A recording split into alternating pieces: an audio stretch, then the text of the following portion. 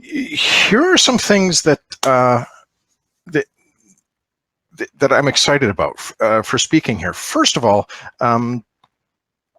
Karen, who is just up, is one of my absolute most favorite people that I've ever met in software. Doing the kinds of things that I do and the things that she does, she's one of my absolute most favorite people. So when I realized I was speaking right after her, I was like, okay, I got to make sure that I listen, because I always learn a lot from her, whether it's in her sessions or in the quiet conversations we rarely get to have anymore because of our schedules. But I was so excited. So thank you to Lilith and to everybody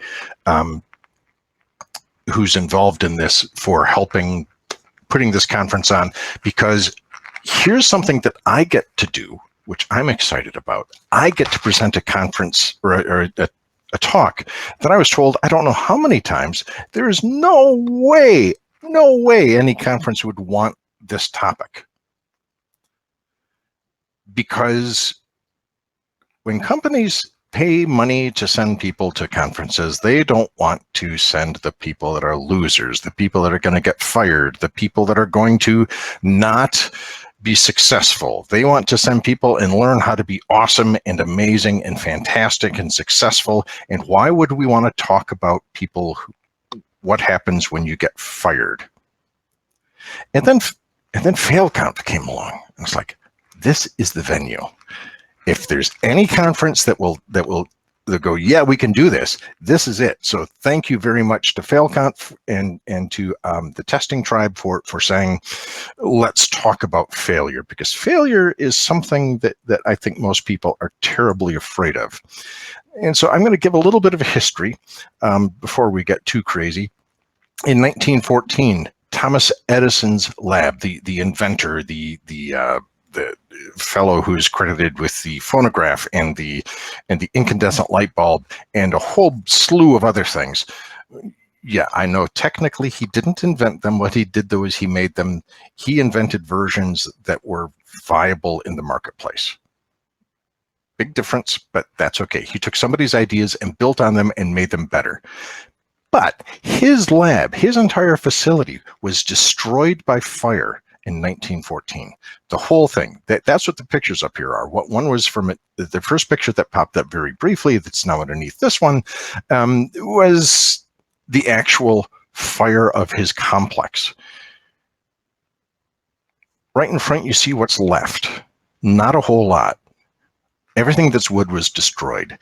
But Edison had this interesting view, and he called a bunch of his assistants over and had them stand pretty much from the viewpoint where this photograph was taken. And he said there's great value in disaster because you get to start over with a clean slate.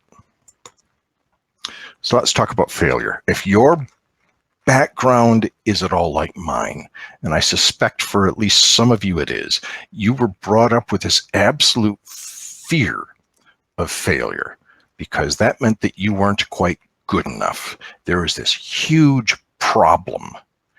If you didn't do well in school, you couldn't get into a good university. And if you didn't do well in that school, bad enough where you couldn't get to the university, you were going to bring shame to your family, and they were going to be upset with you, and you weren't going to be quite up to the mark. And then, of course, once you get into school, then you get to university and you have to succeed at university. You have to graduate, preferably with honors. And if you didn't, well, you weren't quite up to snuff, because look, everybody else in your family has done phenomenally well. Your brother's a doctor. Your other brother's an engineer. What's wrong with you? And then there's work. Failure at work is something that all of us, I think, that, at least from that kind of a background, live in absolute fear of. And then failure at life, where you end up with nothing. I think there's a relationship in there, but I'm going to focus right now on the failure at work, because there's so much wrapped up in that makes it really, really hard for people to appreciate and to understand. Because how you respond to those kinds of failure is huge. You've got choices that you have to make then decisions based on those choices, and then, here's the hard part, you have to actually take action. Because if you sit and wish things would be different, it's never going to happen. And here's part of how I learned that. My disaster, my personal disaster.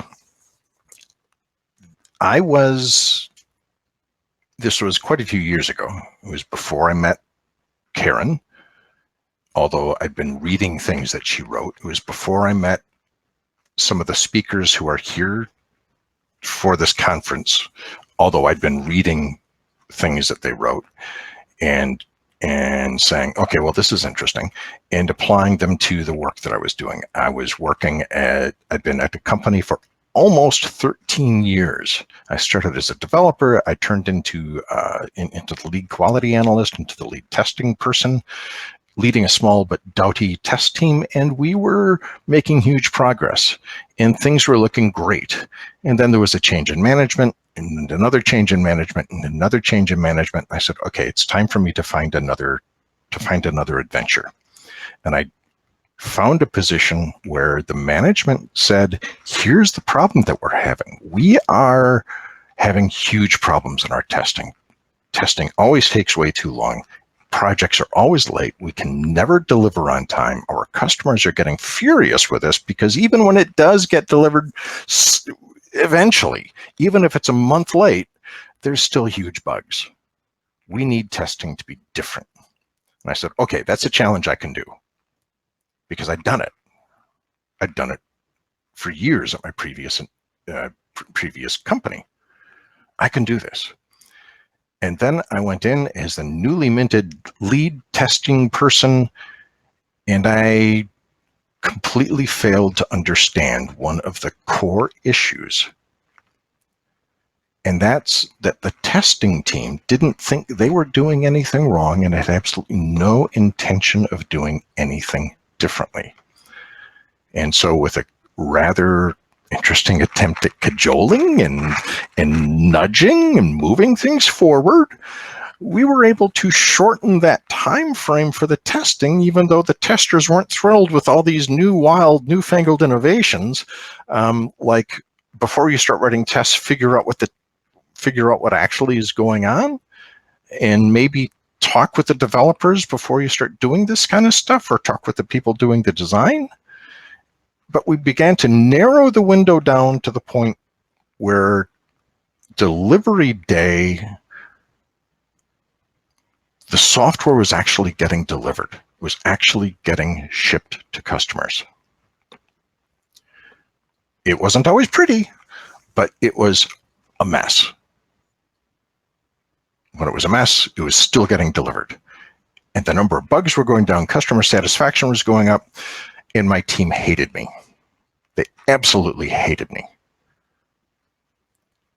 And October 31st, which is Halloween here in the States and other places, but I've never been a big fan of Halloween, but that day was an interesting day because I was in the middle of a delivery, because deliveries were always done on the last working day of the month. And this particular day was, I think, a Tuesday. And so we were called in, and everything was set and everything was ready to go. And the company president, who was a very small company, so the company president walked in to the room, and it was a very calm day. He was going, wait, this is a production day. What's going on? And the answer was, documentation is complete. It's ready to be published on the website as soon as we get the go. Everything is done. There's no bugs to fix. Everything has been tracked. Everything is on place. This is what we're supposed to be doing. He went, this is amazing, and invited the entire company to lunch. And then it was like, oh, Pete, if you got a minute, can we meet in the other room? And at the end of that conversation, I walked out the door with a package and cleaned up my desk, and I was done.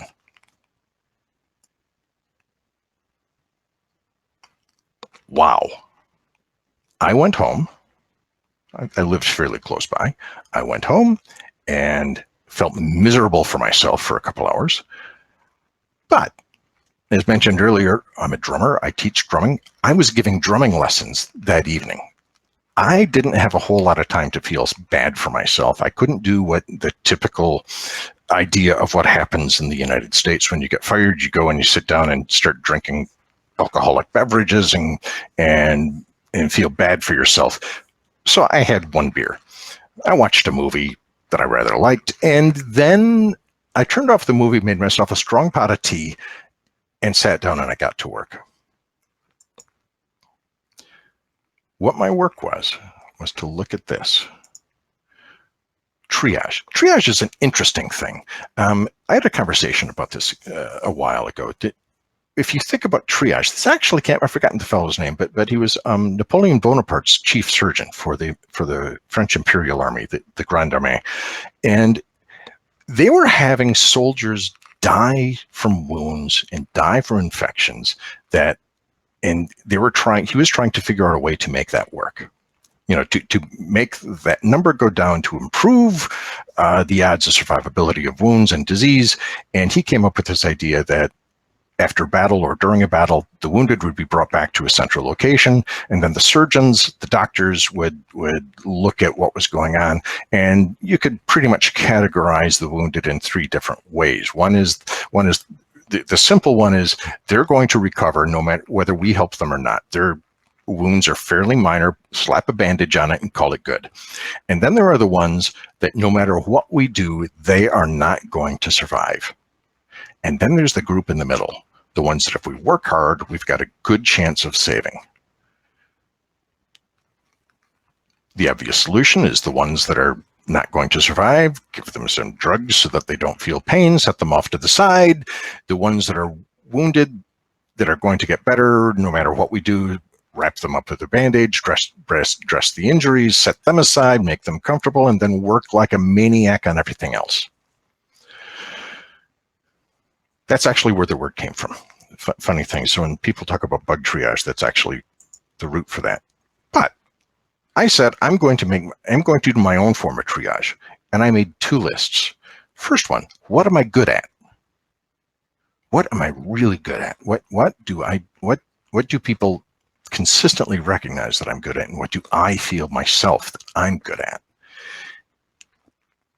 Then, what am I not good at? What things do I just not like doing? Do I not, what things would I rather put off if I at all possibly can?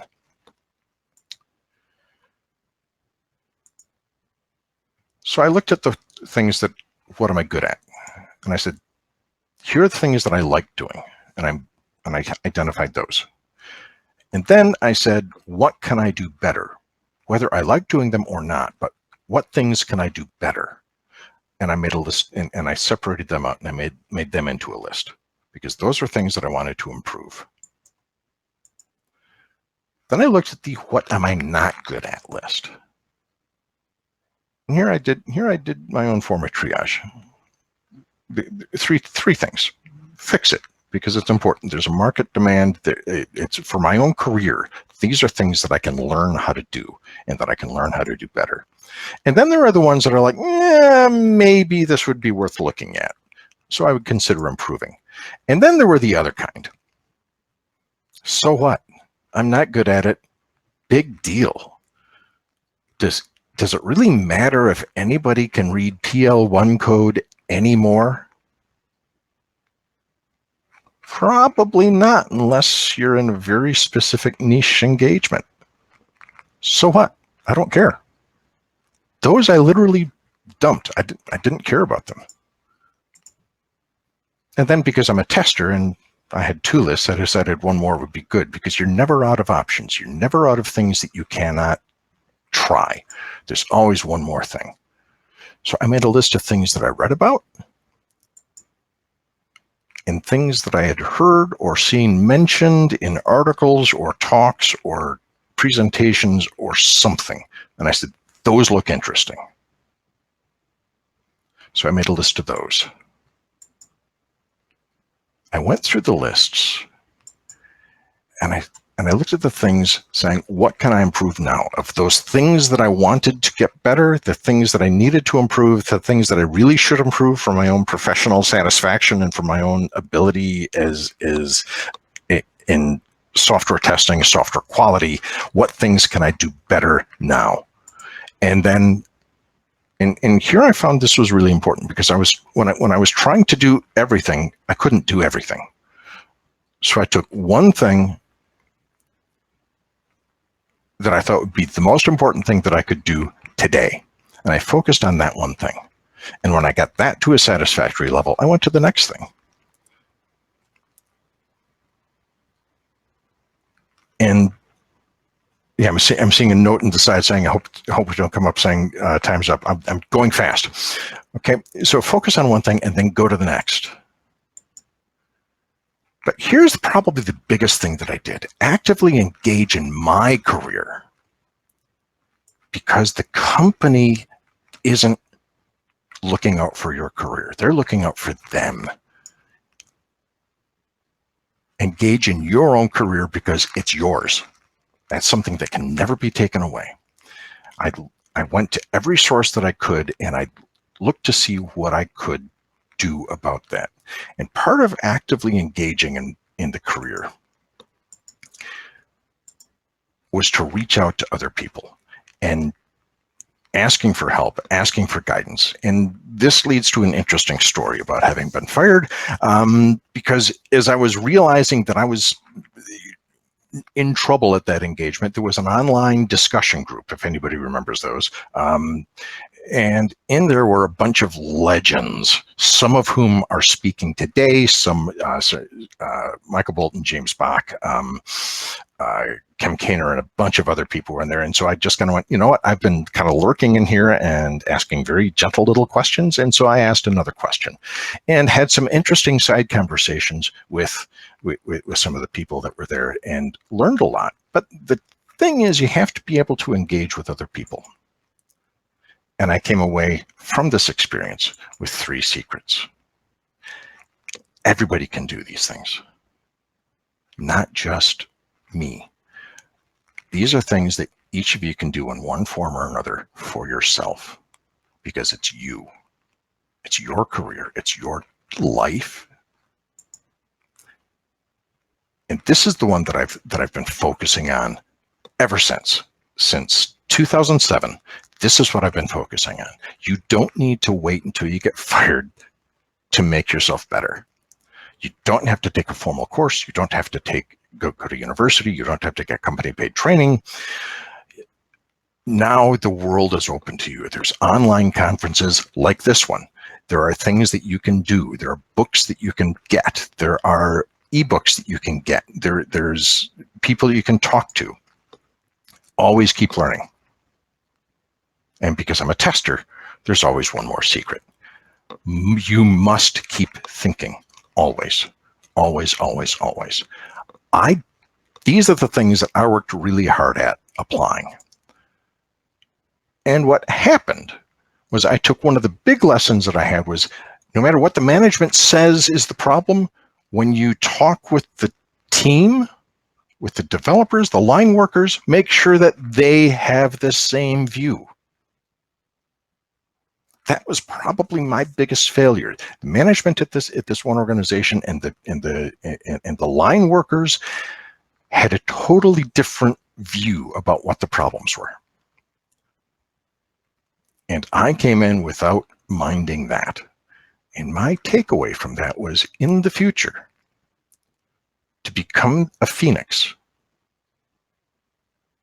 I had to pay attention to everything, to what the team thought, what the line workers, the individual contributors, the rank and file, if you will, to use a military term or pipe band term, to make sure that the people who are doing the work have the same view.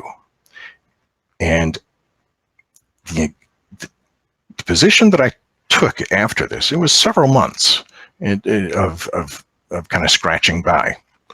But after several months, and mind you, I had never been fired before from anything. I'd never had that kind of a failure. I'd gotten bad grades in school, but nothing to this degree. The result was I was brought in as a contractor in a contract to hire position for a small software company, but they knew they had problems. The testers all knew they had problems. The director of quality knew they had problems. The vice president of engineering knew they had problems. They wanted somebody who could help. They brought me in to help test. Pretty soon I found myself being the test lead and then the manager of testing. And within that time frame, I'd been there maybe 3 months, and the boss came in and said, hey, is there some training that we can get the people to? And I said, made a quick list and said, here's this conference in Toronto. It's coming up in October. You can go send people that you think should go. And she signed up, and her husband had an accident at work a month before. Couldn't go. She decided she couldn't go. She sent me. It was at that conference that I met Michael Bolton and Nancy Kellen and Fiona Charles and a whole bunch of other people in person, even though I'd been reading their stuff, and I got to meet them in person. I was sitting at a table for having breakfast the first day of the conference, and across the room, I hear this voice booming out, Pete Walen, the last time you and I talked, you'd just been fired for doing your job. That was Michael Bolton's introduction to me in person. So you too might be able to meet famous, important people in person.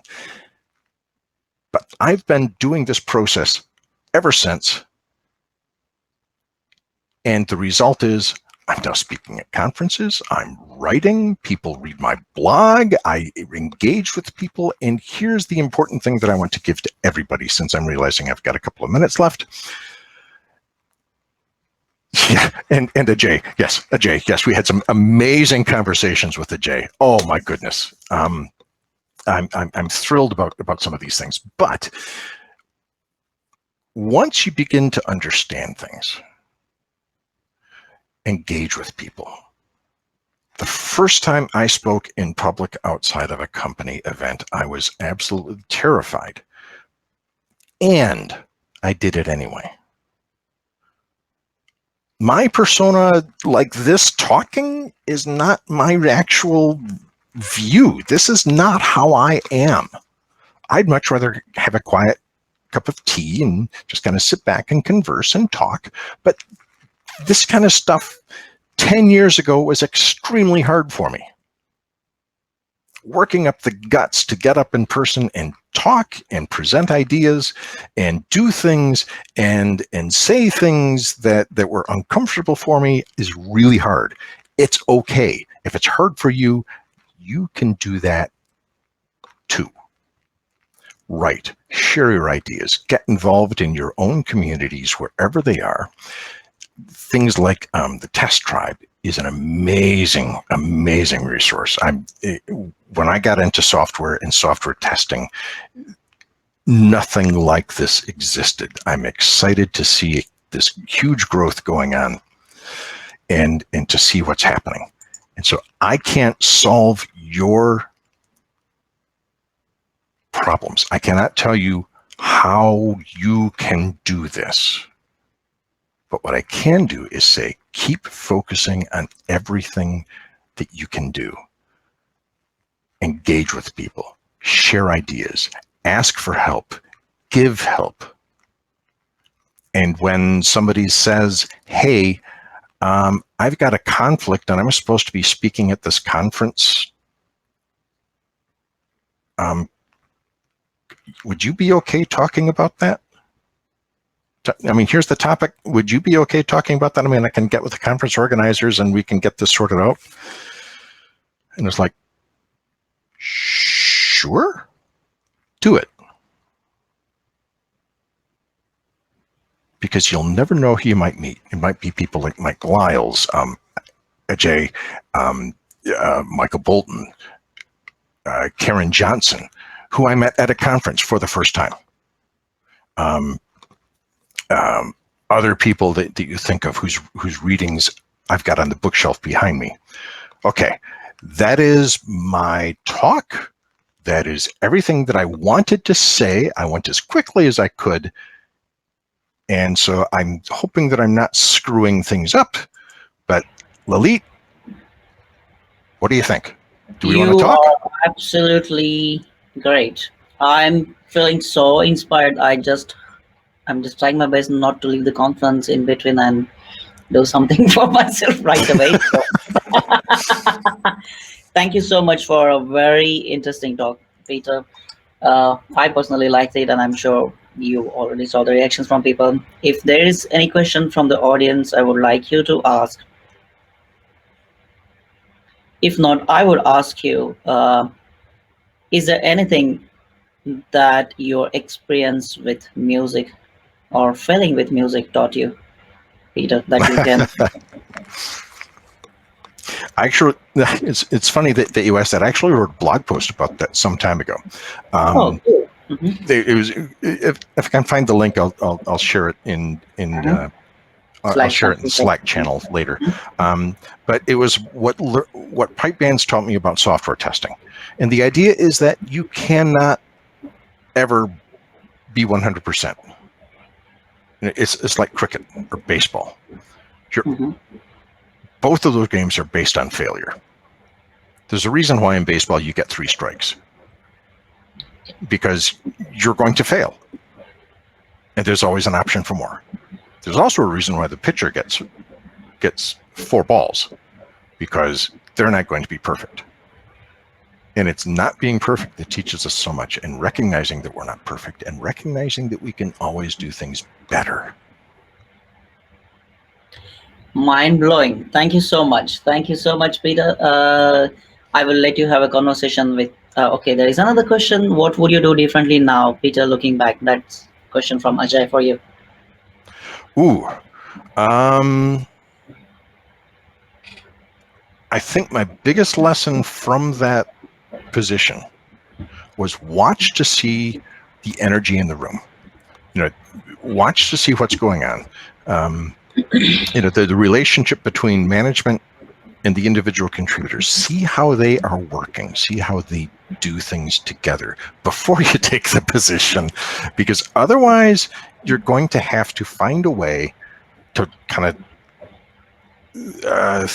thread the cloth in a way that it makes sense. And that's really, really hard.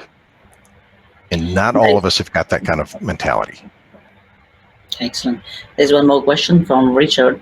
He's asking, is there anything in testing you are scared of trying or doing at this moment? At the moment? Similar to how talks made you nervous in past.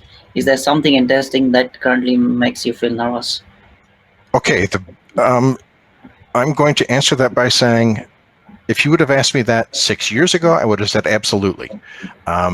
I'm currently the civilian instructor for a police bagpipe band here in Michigan.